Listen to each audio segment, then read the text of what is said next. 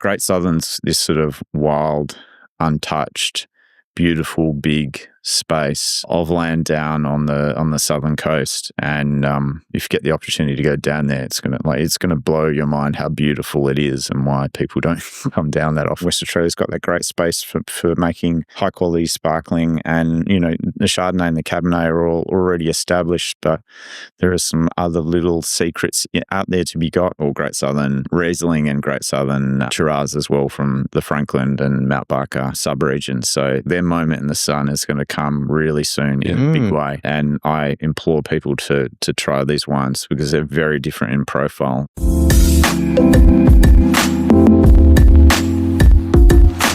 Today we're chatting to Nic Bowen, the chief winemaker at Howard Park. I'm Jason. And I'm Trent, and we're here on an unapologetically unprofessional, unfiltered wine journey. And we're saying here, Jace. Our saying is drink more, try more, learn more. And don't forget to like, comment, and subscribe. Nic, thank you so much for joining us. Oh, thanks for having me. Now, we're really excited to have you on the show. And also want to call out, you're the first winemaker from WA that's been on the show. So it's a big thing for us. Representing. Representing the big state. That's right. Great Southern, Margaret River, absolutely want to hear about that. And we've got some great wines to try today from the area. But before we go into that, we're going to ask you the wind-up icebreaker questions. So I'll pass to Trent. Okay, first one. Most memorable wine. I've got many, because I grew up in a winemaking family, so the wines sort of like intertwined. But I think probably the one that of most recent note is a bottle of wine that my father made. So my father's a winemaker as well. He sort of every second Friday he'll come over and he'll bring a bottle of wine, and I'll usually bring, and we'll taste through and have dinner and stuff. And he brought over a bottle of wine, and we ended up drinking something else, and he left it there. And it was just before he was about to go away to Spain for a holiday, and he's about to go again in another couple of days. So I put the wine up on top of the microwave. Not ideal storage conditions, I know, but we just sort of parked it there so that I could remember to have it when he came back. And he kept sending me pictures from Spain, sort of over a palazzo with a plate of jamon and then another one, and he was away for quite he goes away for sort of like a month or so, and it was just sort of grinding on and on these constant pictures of like glasses of Rioja and lucent whites and stuff. So finally I went, bugger it, I'm going to drink this bottle of wine without you. So I took the cap off, which was, lead and pretty corroded looking, and the cork in the top of the bottle was completely black, and it looked like a necrotic finger, sort of just hanging all bendy. I was like, this is going to be toast. So we pulled the cork out really carefully, got it out in one piece, which was kind of cool, and then poured just a little bit into the glass and had a smell. I was like, well, it's not corked. Let's go. So I decanted it off and then let it sit, and then came back.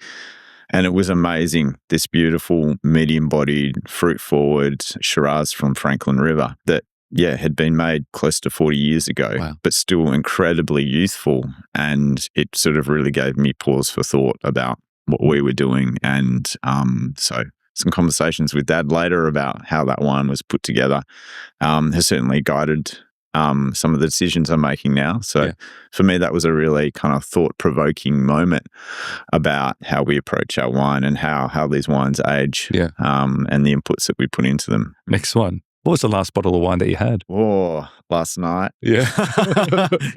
With one of my colleagues, we had a bottle of 22 Pirapan Calgavino. I think it's like one of the single vineyards from Pirapan.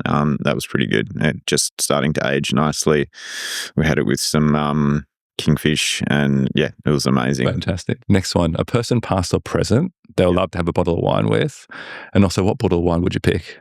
Oh, I just like hanging out with my family. So probably just another bottle with my dad. Some of the old stuff, that'd be good.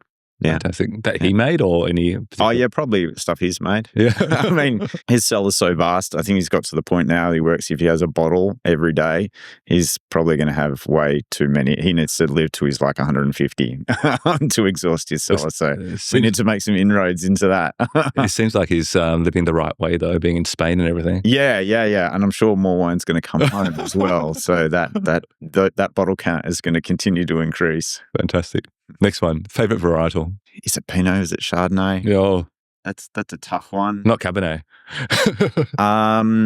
No, that's not Cabernet for me. I mean, Pinot's got such great versatility for me. You can make it into table, you can make it into sparkling. Yeah. You can make both great examples, and the same with Chardonnay. So it'll be, but I think Pinot by a nose. By a smidgen. Yeah. Fantastic. Yeah. You mentioned before kind of food and wine pairing. Is there a unique food and wine pairing that you've come across? There's been some crazy ones that we've had a look like sparkling wines and French fries. That seems to be a kind of cool one that we've come across. Sparkling wines and Vegemite on like thick buttered piece of toast. Yeah. I think is pretty cool. But recently, and we're going to try this one soon. Like Christmas ham and sparkling rosé. It's perfect. It's a match made in heaven. It's like, why didn't we think about this earlier? Oh wow! We traditionally migrate to sparkling Shiraz for Christmas, but sparkling rosé is great. It's sort of like it's quite dry, so it cuts through some of the richness of the ham, and those sort of smoky characters work well with the umami characters of the sparkling. Yeah. Next one. Biggest lesson learned on your wine journey? Listen to the fruit. Listen to the fruit that you're working with. You can't just learn one method and then move between regions like I have and expect the same technique to be able to be applied on different fruit. So listening to the fruit, let the fruit guide how the wine is going to be. If your fruit has lovely, rich fruit, sort of sweetness or volume, you might not need to do as much malo for things like sparkling, same with Chardonnay as well. And then listen to the seasons as well. So we employ a lot of tasting to make to drive our decision making, rather than going, okay, this is the recipe that we're going to follow because that's the recipe we've always followed. We need to be quite reactive as much as we try to plan ahead and go, this is the wine we want to make. You can't try and squeeze like a warm year into a cold year profile. You've got to taste and then make changes along the way. So it feels like listening to the fruit, listening to seasons, it's something that is through experience. It's not something you can fast track. Certainly, experience does help, but we are getting better at forecasting long range as well, which is great. So we do have some more tools available to us. But we've also got to look like a little bit further down the road, like we're talking years down the road, knowing that it's going to be warm, and then making some mitigation changes in terms of site placement and different varietals that are going to handle heat as well. So that's why we're playing around with quite a few Mediterranean varieties that they're probably going to be the wines of the future if we continue to warm. But we put a big emphasis on our sustainability programs within Howard Park. So we're really trying to do our small part to ensure that we don't go any further down this pathway. So I'm holding back. There's lots of little nuggets of information I delve into. Yeah. That's the quick fire questions. Yeah, we've certainly been writing a lot while you've been talking, and we want to talk about that. But let's talk about you and your journey. Yeah. And when reading up about you, a really corny title for a movie came into my mind. It was called The Boomerang of Destiny. Wow. That's kind of how I'm seeing your life. Is it actually a movie, or you made it up? It should be a movie, Nick. When they do a movie about you, that's what it should be. And the reason for that is, you mentioned it yourself, you're already born into a winemaking family. Yeah. You're in WA, but you ventured out of wine, left WA. Yeah. And then the boomerang came back. Yeah. And it was almost like it was meant to be back in WA making wine. So, two-part question. Yeah. What was it about the wine industry that you fell out of love with to make you go look at other things? And then the second part, what drew you back? Probably the first thing that pushed me out of love with the wine industry is I'd spent my childhood working in vineyards, working in wineries, doing all the kind of basic jobs that Dad would allow me to do. And that was fun and put a bit of cash in my pocket so I could go and buy new bikes primarily. And throughout my high school years, I'd been doing a lot of swimming, and then that progressed into doing a lot of triathlon. And I finished school and ended up working with my father as a cellar foreman at the winery he was running, and it was just me and him. And as a kind of 20-year-old, working with your dad, albeit fun, I wanted to see a bit more of the world. And in hindsight, it was a bit isolating to be working in kind of a pocket of rural Western Australia without any of your contemporaries around, really. So triathlon was very much the vector for me to move to Perth and continue to race and train up in Perth. And that led to some state titles and national titles. Wow. Racing. So that was a really cool period. And at the same time, I started to study accounting and finance, not necessarily as I'm going to go and work in this field, but I need to have a skill set that is applicable to a broad range of something that I'll put on top of it. So wine wasn't really there at that stage, and I didn't really know what was. And after finishing the degree and getting a job in a firm in Perth and working in a small finance firm, I realised that I wasn't really an office body, and that it didn't feel like I had something tangible at the end of the day, like I hadn't fixed something, or we move numbers around, numbers around, and it wasn't kind of real. And I really craved that at the end of the day, having something to show or bring home from what we had created. So my dad gave me a call, and he had a friend who was based in Bordeaux, and they were looking for people to help them out with harvest, similar to what we do. We bring about 20 people in at Howard Park. And I just dropped everything and left. And that started about an 18-month trip around Europe, doing all the normal things that Australians do when, working a little bit in England and working in the Czech Republic and working in Bordeaux and in south of France, and just earning enough money to go drive around and drink and eat in cool places. So once I was over there, that's probably the hook that pulled me back in, was seeing how wine had been historically so intertwined in the fortunes of a particular region like Bordeaux. Wine is everything there. There's not a lot else. Wine builds the foundation bricks of these, century-old houses. Wine was influencing food, and food was influencing wine, and wine was influencing culture, and culture was influencing wine as well. And this lovely interplay between all of those, and that was really cool. As somebody from rural Western Australia, where we don't have that sort of, we have great depth in our Indigenous history, but in terms of sort of wine culture, we're relatively young. It was kind of cool to see that, and then come back and go, okay, I want to be part of this. So as soon as I finished up there, I came back to Western Australia. I enrolled while I was in Europe to university to come back to Curtin University in Margaret River, and the rest is history. I just kept on going. So feels like a bit of a romantic, also that fascination with that culture, probably, life, but. So we're trying to create that type of feeling then within the Margaret as well. I suppose for a long time we've tried to mimic wines from other regions, and now the conversation is these are wines from Margaret River or Great Southern, and that's how they are. And we're again coming back to allowing the fruit to influence our winemaking style.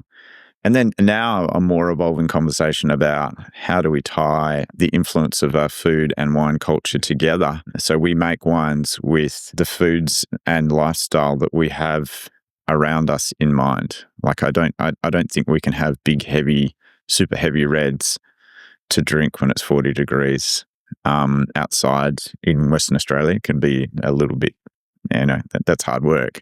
So more medium-bodied, crisper, slightly drier whites, those kind of things work really well with the food influences that we have, but also the climactic. And so that conversation's evolving. That's really exciting. Our new kind of terroir of these regions. And terroir shouldn't just be like geography and geology, but also that cultural side of how the sort of food and wine influences those pathways too.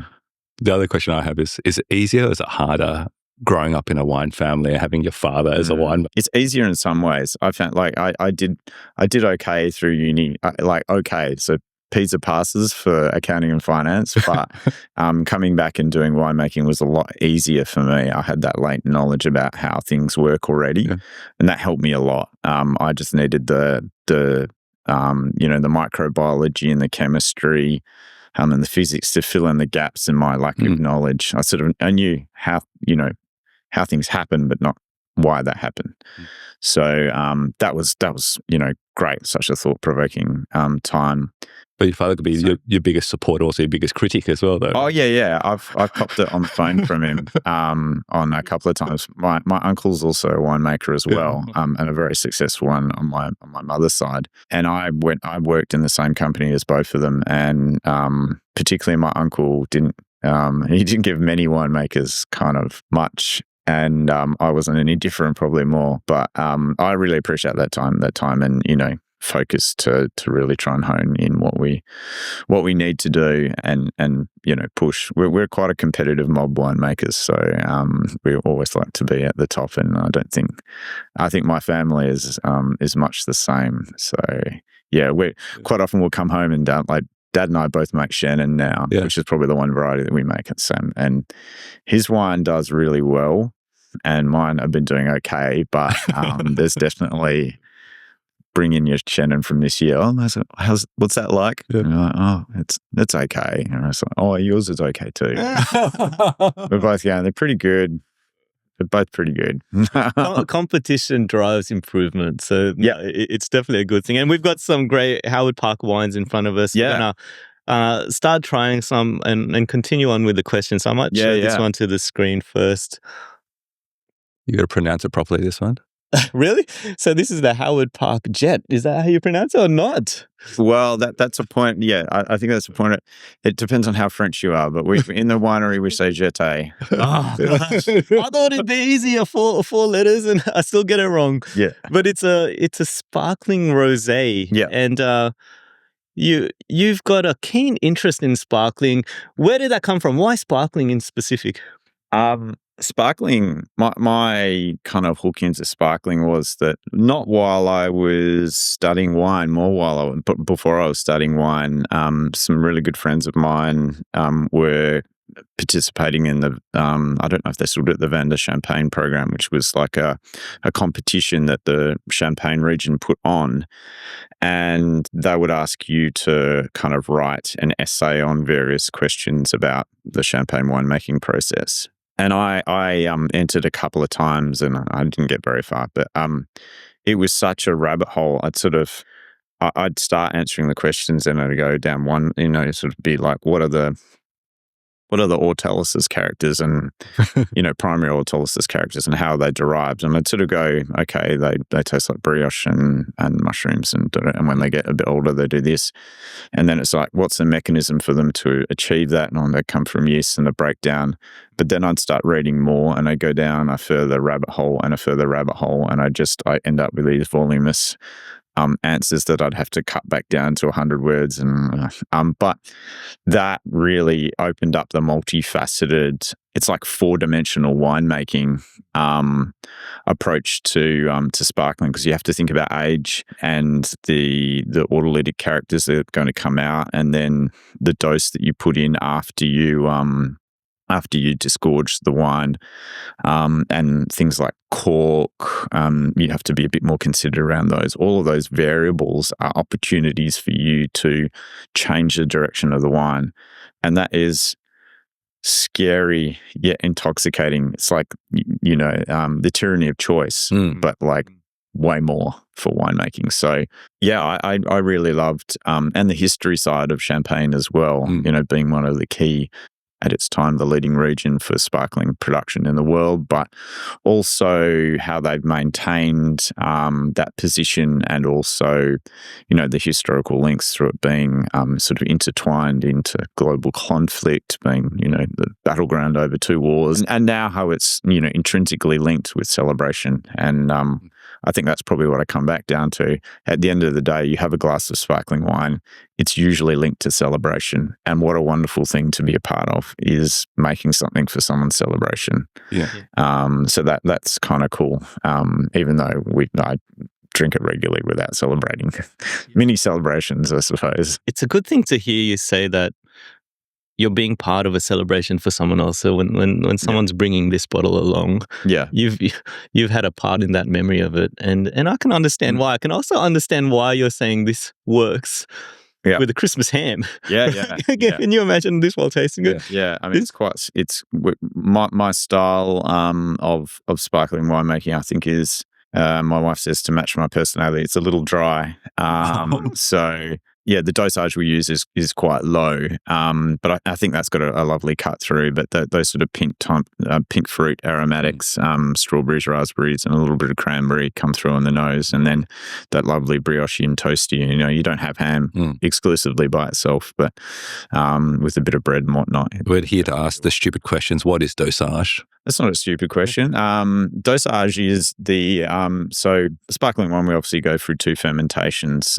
So the primary fermentation converts the sugar in the grapes into alcohol and carbon dioxide, but that carbon dioxide usually escapes during its fermentation in the tank. The way we get the bubbles in the bottle is we have to add an exact amount of sugar and yeast back into a bottle of base wine. So the base wine starts at around 11% alcohol. So we add in enough to get us a prescribed amount of fizz by adding a really exact dose of sugar and then some yeast. And that yeast consumes all of the sugar in the bottle, and because it's sealed with, usually it's like a beer cap, and that's why the bottle shape is, or the neck is shaped the way it is. It has a beer cap on it for its maturation phase. So the carbon dioxide can't get out, so it goes back into solution, and that's where we get the bubbles. But you were left with all of the yeast solids, which are sort of cloudy. And if you drink it with lots of yeast solids in it, you take the cork off and most of it would go on the floor and the sink or over you. So we have to get that out, get that cloudiness out. And we do that by slowly twisting and turning and inverting the bottle until it's completely upside down. And we freeze a little plug of ice that contains those yeast solids in. Then we turn the bottle back upside down and take the crown seal off. And as we take it off, it instantly pops out. And it leaves us with a bottle of crystal clear, clean, sparkling wine. But we're left with a little bit of space in the bottle where we have to top that back up.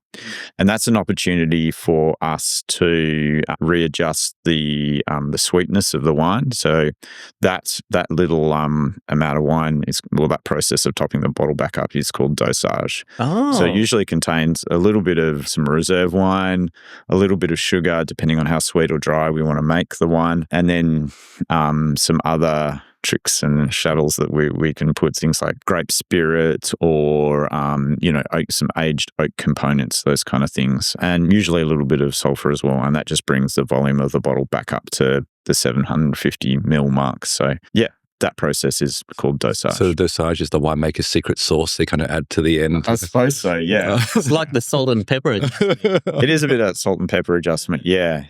And you can really lean into one way and make them super sweet or go the other way. So.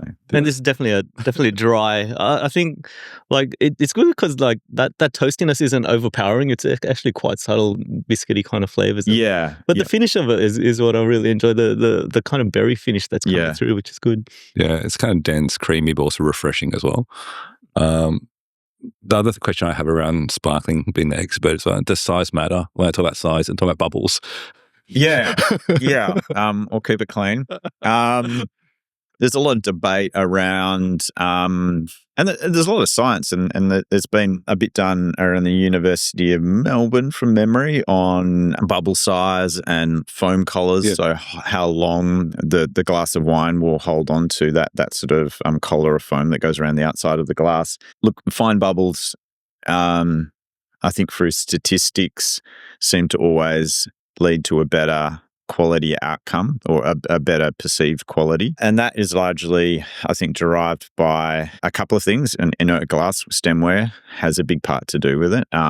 If you have a completely clean glass that you've not polished, but actually maybe run through a dishwasher and whatnot, and there's absolutely no scratches or dents on the glass surface, it's quite hard for the bubbles to come out of solution. They need a bubble nucleation site. So quite often you'll see in premium stemware, at the very bottom where the stem joins the glass, they've etched in a little zero, a little circle, and that provides a rough site for the bubbles for the CO2 to come out of solution.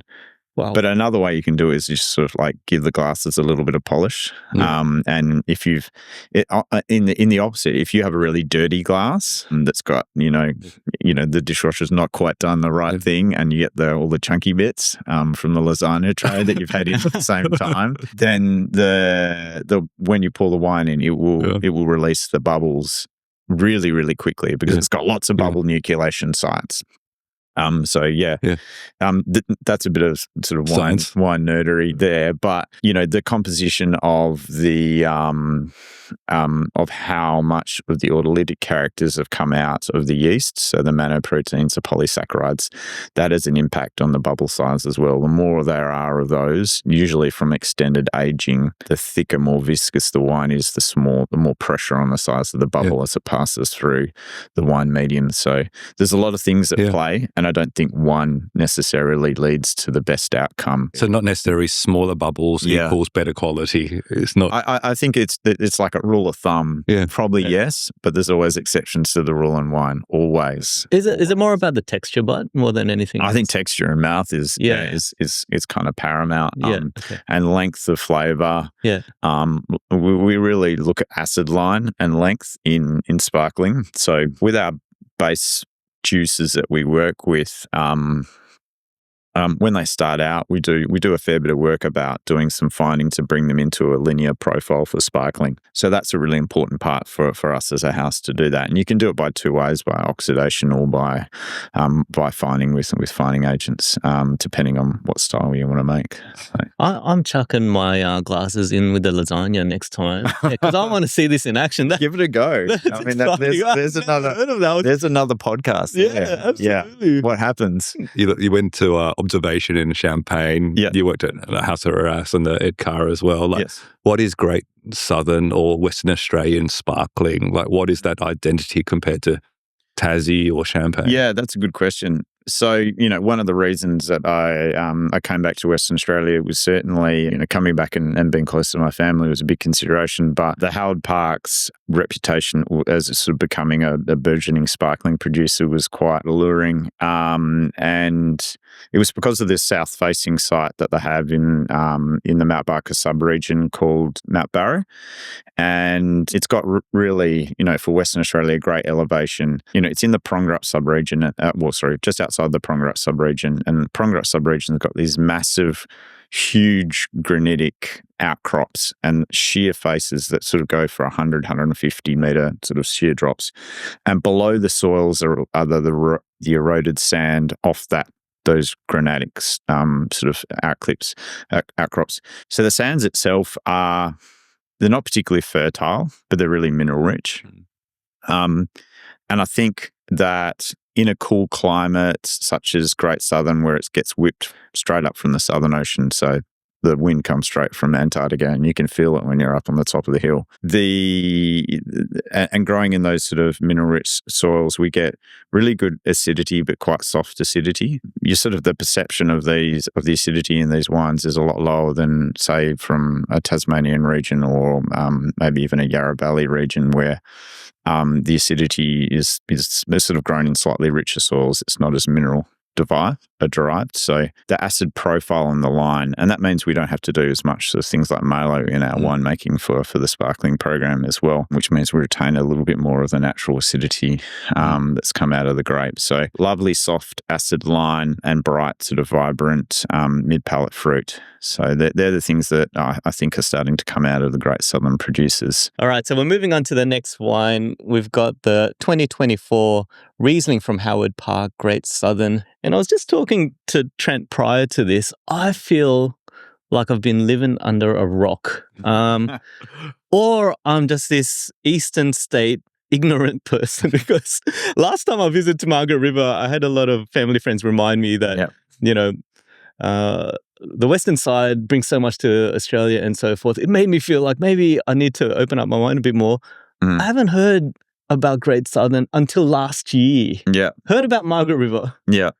And is that just me, or is it Great Southern is this little gem that's a secret opening up?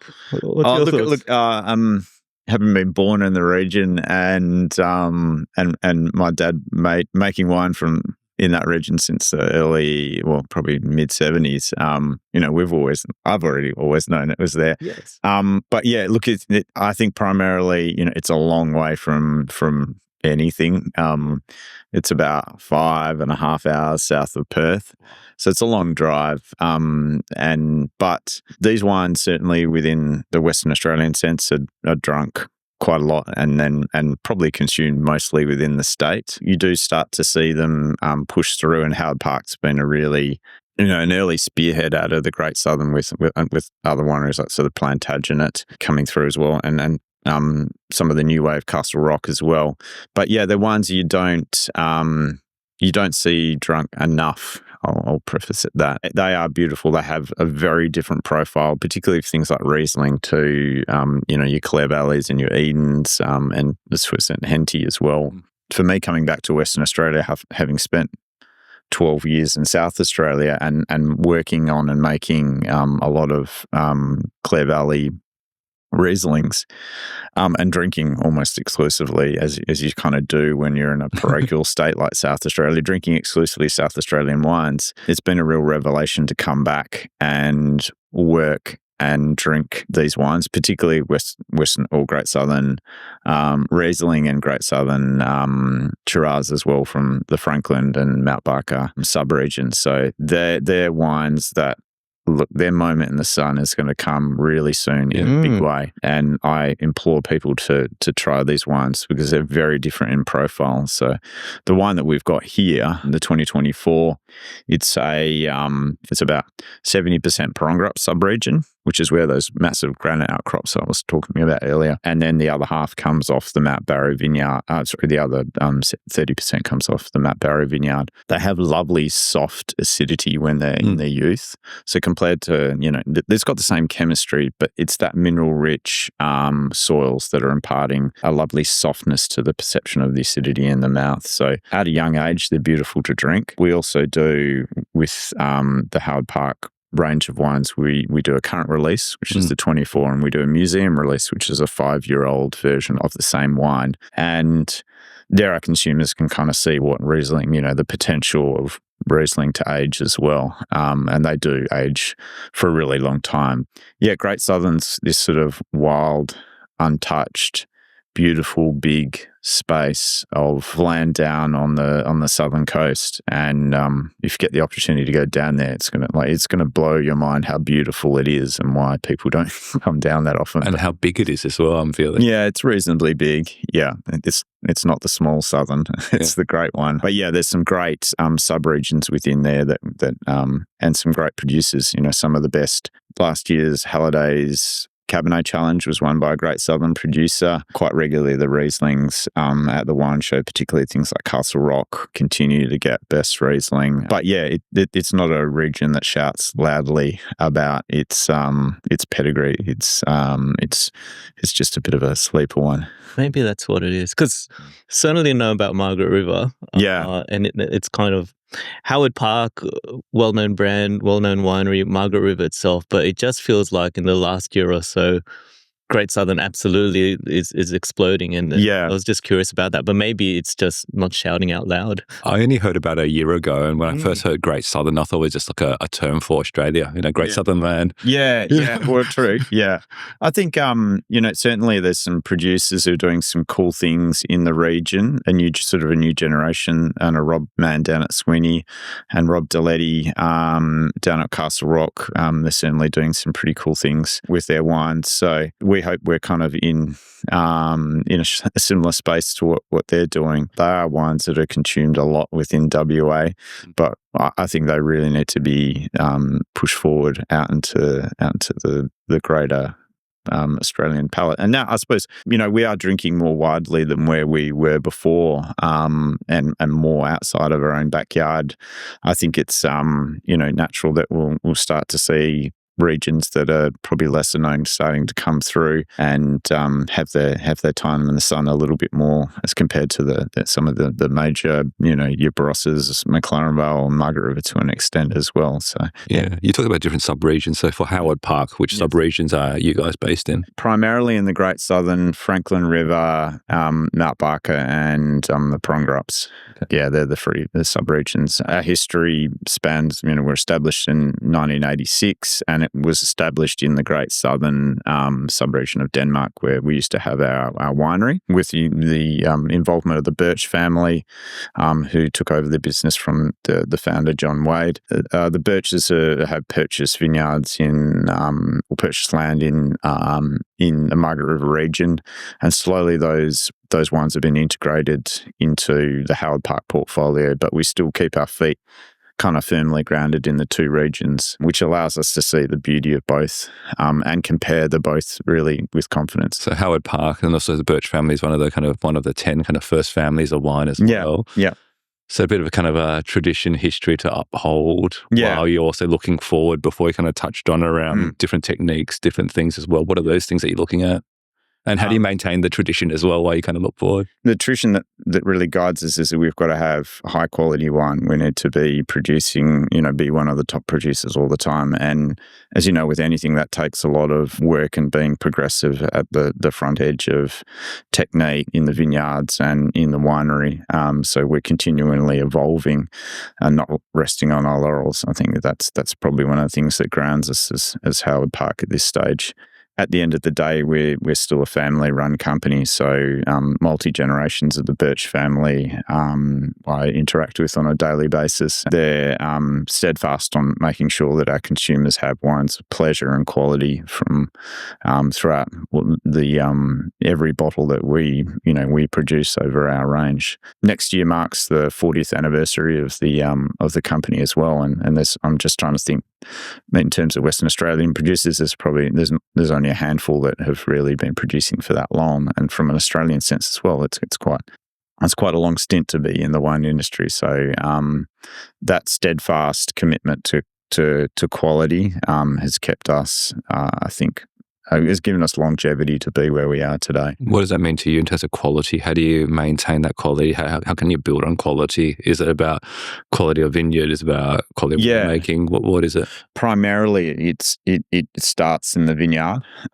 So my chief, the chief viticulturalist, who sits beside me literally for most of harvest. Like we spend a lot of time in the car together, driving between vineyards. I spend more time with him than I do with my wife over harvest. Steve is great at setting vineyards up for quality outcomes. So we've done a lot of work in the last couple of years about making sure that our vineyards are set so that we can get into, to give me the tools to then go and deliver top flight outcomes. So if I don't have good fruit, then I can't make great wine. So we look back into the vineyards a lot, and a lot of the conversations that we're having about what the future is for things like Cabernet and Chardonnay that we're producing and across our portfolio is about sort of bringing down some of the inputs that we put in, particularly oak. So reducing our oak has meant that we need to really have a bit more focus on our fruit resource as well, because we can't use it as sort of a crutch or a cover up on no makeup on the wines. They've got to be fantastic out of the vineyard. I think that's primarily where both Great Southern and Margaret River are putting the focus on fruit first.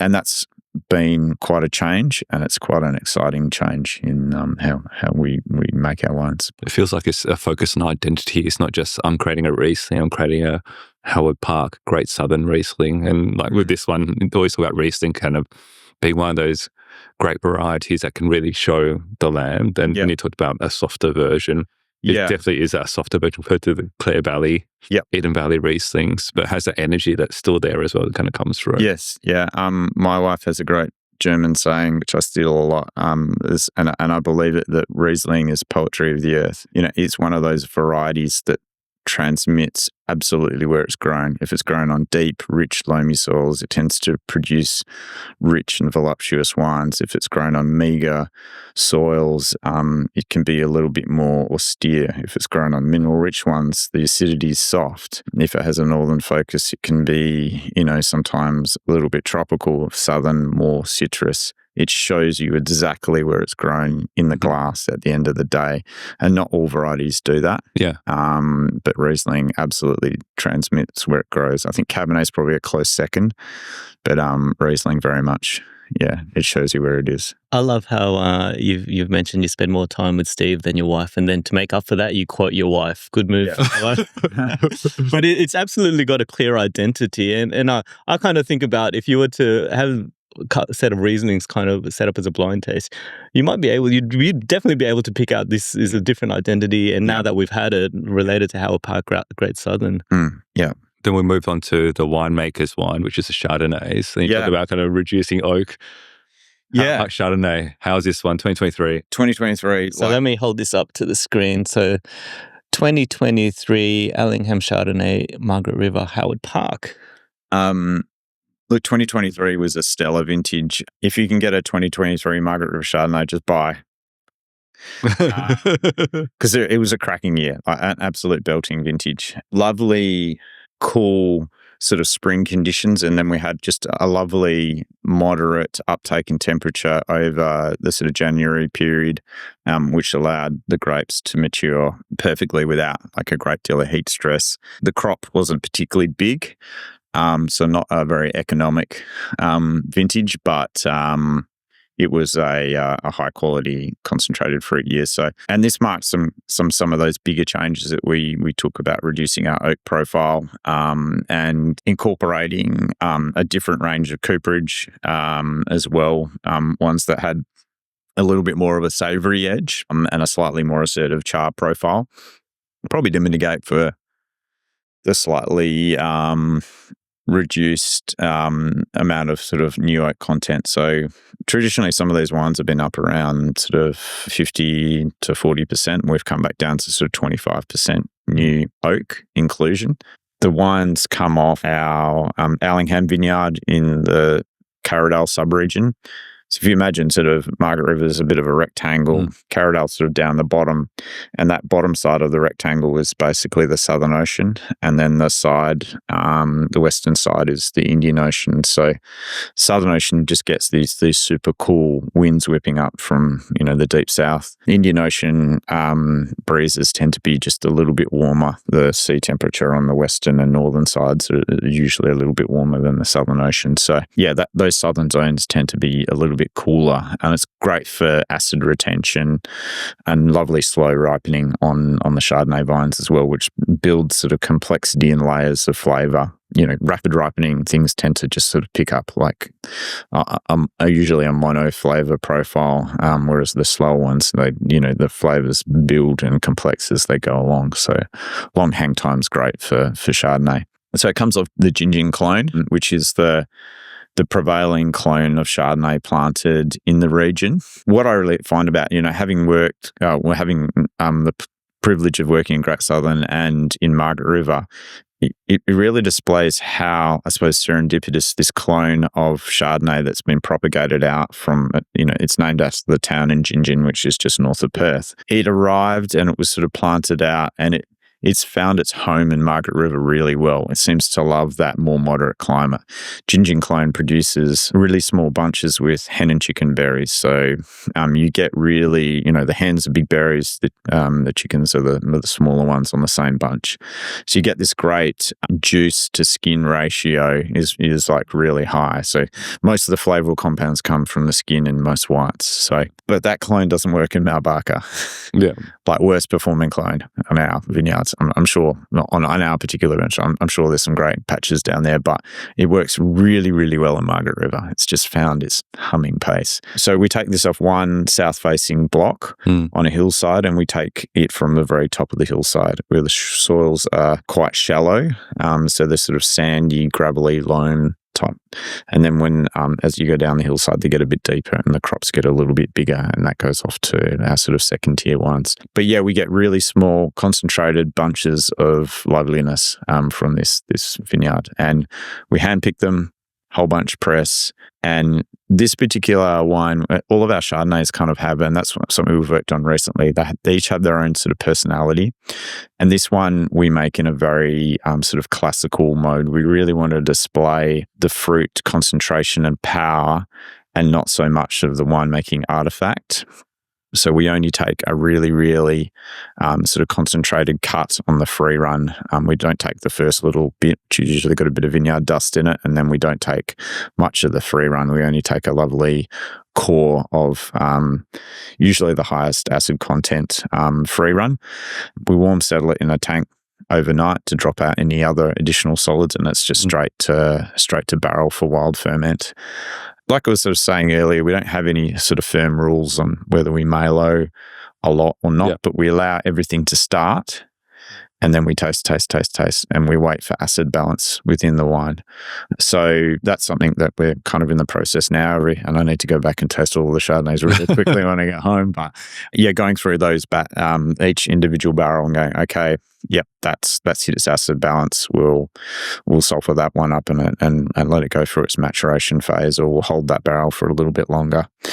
That's something we do on a season to season basis. So this year I think on average it's about 30% malo that we put through the wine, and we're really, really happy with how it's turned up. It's picked up some really great acclaims along the way, and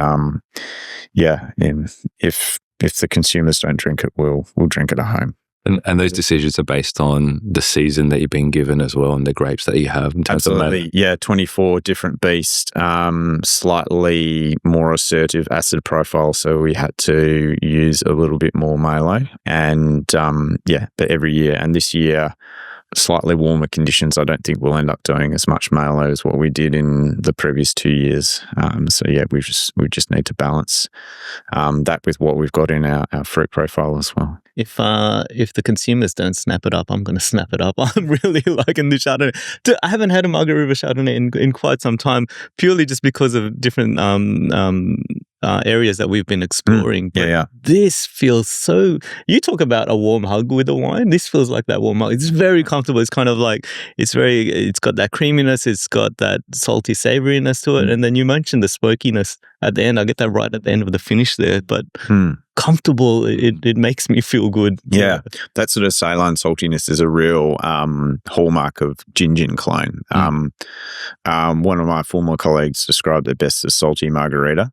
And you really do get that character in particularly Margaret River Gin clone Chardonnay. But at this wine's core, and the thing that I look to retain the most is pink grapefruit. Pink grapefruit is like Margaret River Chardonnay personified for me. So I really look to keep that core. And it's just about having those classical layers and oak. And these wines really have to be very, Margaret River is a very competitive Chardonnay space. You've got to bring your A game when you bring your Chardonnays to the table. It's, Margaret River produces, like a wine show context, it's usually producing, I'd say 80% of most of the national city trophies. So kind of for a smaller region, we really do produce some of the best Chardonnays out there, and the region likes to be at the top all the time. And I think when now it becomes even more important, Burgundy's getting stonkingly expensive. Consumers are starting to come and look around for where there is other areas of high quality Chardonnay, and Margaret River, Yarra Valley, Tasmania. Those areas are starting to be consumed more and more, because they do represent great, extremely great value for money on a global scale, and very much worth their sort of pricing. This is delicious. Yeah, when you bang on fruit concentration with the acidity, you have that kind of balance between the two. Yeah, and the oak does provide that kind of length as well. I'm just thinking, even with a bit more time as well, the oak, instead of being at the front, will come towards more the background, and then will kind of then balance out even a lot absolutely. better. I spoke about it a little bit earlier. The one of the challenges I think we're faced with is a changing certainly a changing demographic in people who are drinking wine, and I suppose the occasion and the mechanism whereby people are drinking wine. And we know that people who are really willing to go and buy a great high quality bottle of Margaret River Shiraz, Chardonnay, not Shiraz. We can talk about Shiraz another time, but of Chardonnay. And a lot of consumers are they don't have huge houses. They don't have houses that have got a cellar or space for a cellar, and it might not be the right temperature and whatnot. And generally, if they're anything like me, they're a little bit impatient too. So, and we know that a lot of those top flight wines are taken home and consumed like 15 minutes once you get through the door type thing. So for us, we want to make wines that have got immediate pleasure, but then reward for aging as well. So that certainly feathered some of our thinking around the use of oak and some of the other inputs as well, so that you get this lovely fruit-forward wine, but the oak is subtly layered in there that will give you structure to age as well. So as soon as you open this bottle up, I'm happy that a consumer will go, wow, that's pretty good. But then if you do have the time and the space, then you can put this away with confidence and come back and go, wow, that looks really good. Just so I have my geographies right, is any Chardonnay in Great Southern? Or is it yeah. So we do around the sparkling program, and we have another label within the Burch family portfolio called Marchand Burch, which is a joint venture between the Burch family owners of Howard Park and Pascal Marchand, who's a French-Canadian winemaker living in Burgundy.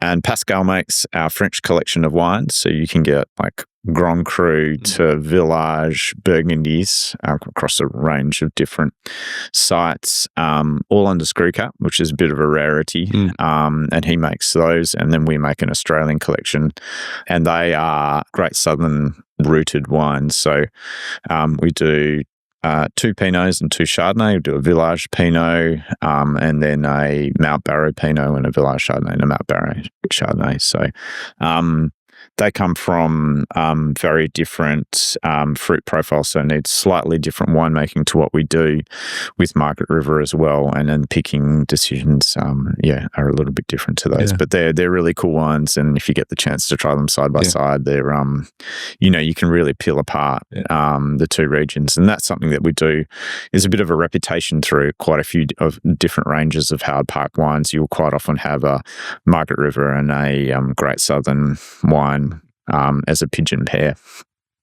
So that's constantly something that I get to pour out in the trade and go, this is what Margaret River looks like, this is what Great Southern looks like, and people go, oh wow, I really like that one because of this reason, or that one because of this reason. So that's cool to work with. The other thing synonymous with Margaret River besides Chardonnay is it's Cabernet. Cabernet.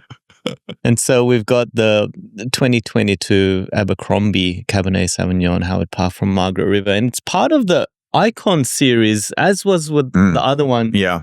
Why is it part of the Icon series? What makes this special? This is sort of the top flight Cabernet, so the very best fruit that we produce from Howard Park. It's a wine that really that follows the history of Howard Park, like that its composition. So originally, when we started Howard Park in '86, we made a Cabernet and a Riesling, and we continue to make those two wines today. And so the Cabernet itself originally started with Mount Barker fruit, and it was pretty much exclusively Mount Barker fruit for probably well into the mid-90s. And when the Burch family started to work with John Wade, and then took over Howard Park. They also had land in Margaret River, which was then planted pretty quickly to Cabernet. What we've seen that over time, the Cabernet vines have matured and started to produce some really great fruit. So the ethos was that the sum would be greater than the parts. So we would start off with 50% Mount Barker, Margaret River, and the wines were kind of blended of those two for probably a solid decade, maybe a little bit longer than a decade. And when I joined in the wines that were I joined in 21, the wines that were sort of being made in 2018, I think Janice and the winemaking team sort of realised that the Cabernet itself was, from Margaret River, was so irrepressible that part was greater than the sum. And so in the 2020 vintage, we decided that we would continue to just make Margaret River only Cabernet as those vines that were planted in the 90s in the Margaret River subregion became more mature and embedded in the earth that they were grown in, and producing high quality wines. So here we stand today with our top flight Cabernet that represents an extreme attention to detail and micro focus on making sure we get the absolute best out of our fruit. So it comes from two dry grown blocks within our vineyard, so it doesn't produce a great deal of yield naturally, being dry grown. And then we set it up with sort of quite minimal pruning to make sure that we get lovely set and a good spread of fruit throughout the canopy as well, which gives us good ripeness and good fruit concentration. So what's set?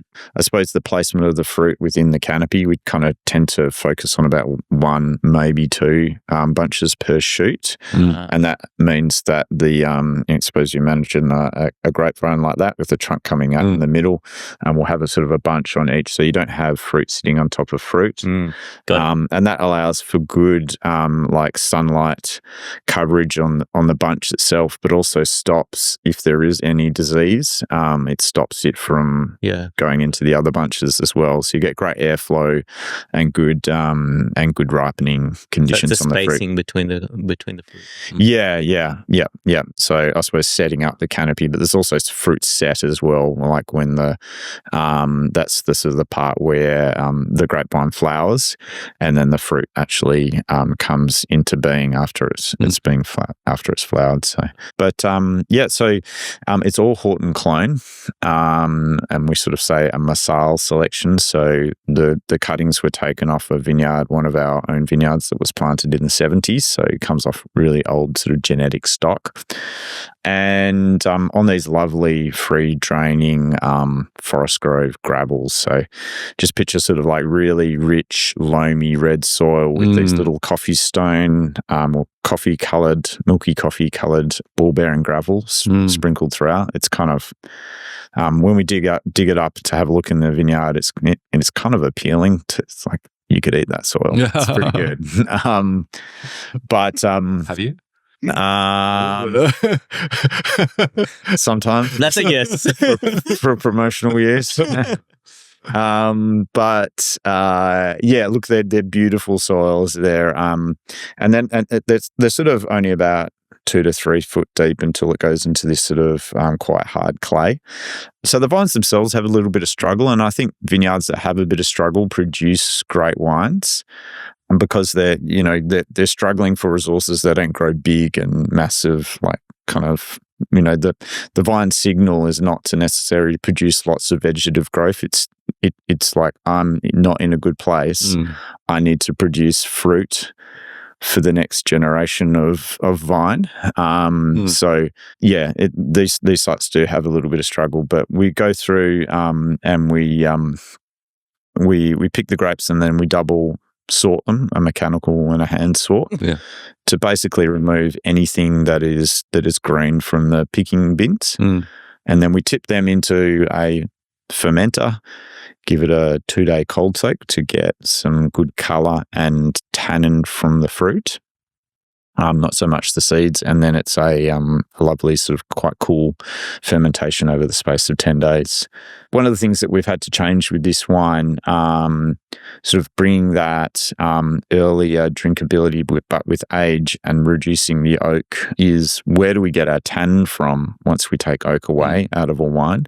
So we've had to look back into the fermenter and a little extent in the vineyard, getting that lovely ripe Cabernet fruit on the vine means that we can hold the ferment to the wine in contact with the skins and seeds for a longer period of time. And that builds fruit tannin in the wine, and lovely stable fruit tannin in the wine that allows it to age for a really long time. So we go for, on a couple of really tannin-ripe parcels, we go for a sort of a 40-day maceration. Wow. Yeah. Yeah, I wrote down it's the tannins are kind of broad and big, but they're quite fine as well. Mm-hmm. And like before you even said about the earth, I said kind of has a red, earthy, kind of dusty feel to the wines. You almost can taste the earth that's kind of coming through. Yeah, we want you to taste our soil. Yeah. Because that's what we do. That's what Margaret River is. It's not it's not a piece of oak from France. Yeah, it's a genuine reflection of what Margaret River is. Yeah. And I think that's the conversation around Cabernet that's changing in the space in Margaret River is what does Margaret River represent in the future? And I think these medium-bodied style of wines that have great reflection of where they're grown are the way that we're sort of walking towards. Yeah. So, Also what surprised me that it's just 14.5%, but I don't taste the alcohol. Yeah. I mean, we really do have this lovely balance between the alcohol and the acidity and the fruit tannin in that wine. So even though it says it's around that level, the fruit weight is really much just holding court in that wine, and that's how we want it to be. We don't want it to be kind of heavy and overwhelming. Yeah. I feel like there is a distinct identity with Howard Park and the wines that you create, because to me it's still quite soft, but it's also quite layered. I get that kind of gravelly flavors and aromas through it, but it's like this fine spice powdery mix as well that also comes through. But again, not too overpowering as well. Mm-hmm. You can sense it, but it doesn't kind of take it in another dimension. It's a really nice cab. The Margaret River site, I feel like it's something that Cabernet is well known for, Chardonnay is well known for. If we think about Howard Park itself and future direction, where are you planning to take it? I think we need to, we do have a pretty big portfolio of wines that we work through, and Cabernet and Chardonnay will always play a big part, but probably having some good support acts in things like Sauvignon Blanc Semillon, which can make some really complex wines. We do have sort of like a burgeoning Chenin Blanc program as well. Chenin's been one of those varieties that was planted quite prolifically in the 90s, but has kind of fallen out of favour, and now it's starting. It's not as good as your father's, though, right? Yeah, that's right. It's not as good. But I think. We'll see some development in that space, but there's with an eye to a changing climate, we've put in some Fiano, and we make those wines in not in very big volumes, but it certainly allows us to hone our technique, and that variety does really well for withstanding heat. That's a variety, if we do need to make some changes in the future, we've kind of got this latent knowledge about how we can make that wine into a great style. So there's those kind of things, but very much working on the sustainability of our operations is one of the major focuses. So we're Sustainable Wine Grapes Australia certified, which is an audited environmental certification that we participate in our vineyards and in our wineries. But we do a lot about, I suppose we're working towards carbon neutrality as well. And we don't really do these things to kind of put them out there. We do them because it's the right thing to do at the end of the day. So it's not something we really talk very loudly about, but we produce a huge amount of our own compost from our waste products that come out of the winery to use back on our own vineyards. We run sheep in over winter to keep the grass down so we don't have to run a tractor in there. And one of the changes that Margaret River is working on, and we've signed up, is that we'll be moving to lightweight glass across the whole range. So these wines don't, but the future wines will have. So you won't have those massive, 1.5 kilo wines that where's the wine? I had that problem in the airport trying to carry wines through. Go, this is 1.5 kilos. Yeah. So by making the glass thinner, we use less, less carbon fuels to move the glass to the winery and then back out to the winery to the stores. So lightweight glass carbonate is coming into Margaret River, and there's heaps of people jumping on board. So we're, as a region, I think we're quite progressive in ensuring that we can try and do our part to maintaining our beautiful region. I mean, one of the things that makes Margaret River I suppose, as popular as it is not only do we make some cracking wines, but, as I'm sure you know, when you go there, it is a beautiful part of the world, and it would be a shame for us to kind of trash that. It's got wonderful coastlines, beautiful kind of forested areas. Quokkas. The occasional quokka, not too many on the mainland, but yeah, lots of kangaroos, lots of emus this year. I've seen heaps of emus when I've been driving around. And I saw an echidna while I was driving to work the other day. And what region can you go and do and see all of those kind of things when you're traveling around? So it's just such a beautiful part of the world. We really have an obligation to not only keep it as beautiful as it is, but try and improve and regenerate that and that's sort of been our focus for the future, but also keeping an eye on the horizon to new varietals that will suit the climate that we're operating in as well. Yeah. So it feels like you're at the start of that journey, because you started Chief Winemaker 2021. So what's that, 3 vintages or something like that? 5 now. Yeah. We don't intend to rest. Yeah. Just yet on these. There's still those extra 5% gain or 0.5% gains that we can make there to be got. So we don't. I'm always waking up like 3 o'clock in the morning, and I'm like, I can change the Malo composition on that, and then that will be better. Or if I change the position of this in the press program, I can get a better quality juice, and we keep doing that. So. It's a sign that you love what you do. I do. My not last weekend, working before, I had lunch with my dad and my wife, and Dad's getting on. It was his 75th birthday last week, and he sort of quipped. My wife said, "Oh, you thinking about you're gonna retire? Slow down a little bit."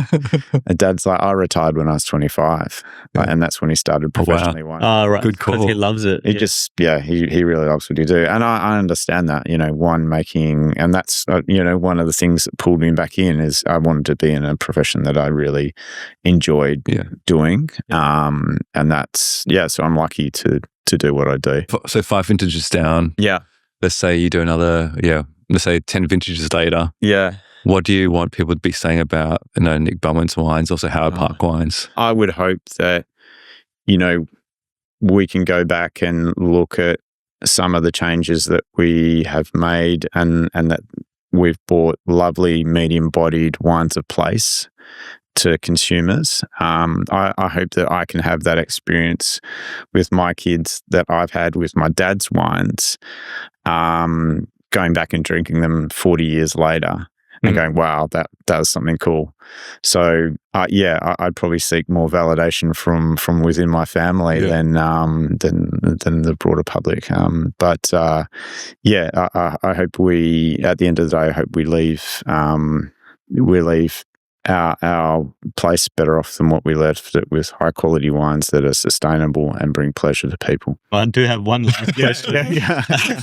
And it's kind of linked to that part around your relationship with your dad.